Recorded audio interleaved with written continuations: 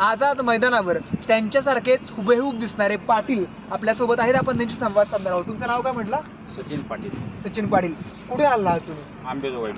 आंबेजोगाई बीड. काय म्हणणं काय आहे तुमचं? तुम्ही आंदोलनाच्या संदर्भात काय सांगा? आंदोलनासंदर्भात हे आज सांगू शकतात आम्ही की आम्ही आमचे जे पाटील आहेत मनोज जरांगे पाटील हे सातत्याने ते उपोषण करून करून फार प्रकृती अशी वीक झालेली आहे, तरी पण सरकारला घाम फुटत नाही आहे.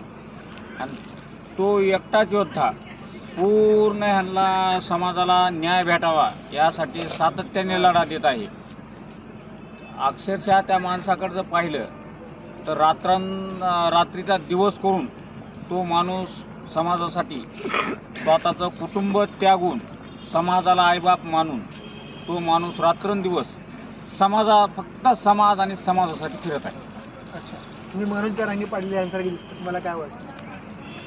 आता त्याच्यात कसं आता होता जीवा म्हणून वाचला शिवा.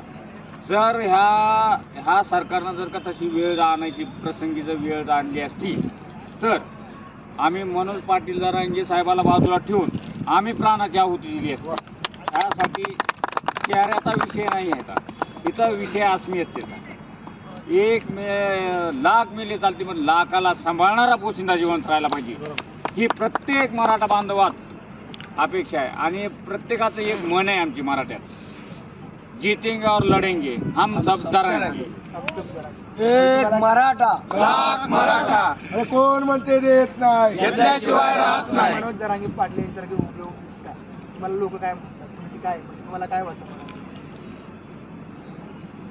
आता असं आहे, आपण दिसण्यापेक्षा त्यांच्यासारखी कृती कशी करता येईल ह्याच्याकडे जास्त फोकस केलं पाहिजे. कारण का त्या माणसानं एवढं चांगलं समाजासाठी काम करत आहे जे की 40 वर्षाचा लढा आज अंतिम टप्प्यात आणून ठेवला आहे. त्या माणसाची कृती आपण त्या माणसासारखे दिसतात म्हणून भूषण वाटण्यासारखं काही नाही आहे, पण त्या माणसाची कृती जी आहे, त्या माणसाचं वागणं जे आहे त्याच्यासारखं ज्यावेळेस आपल्या वाटेल त्यावेळेस आपल्या वाटेल की आपण मनोज जरांगे पाटलाचे आपण शिष्य आहात.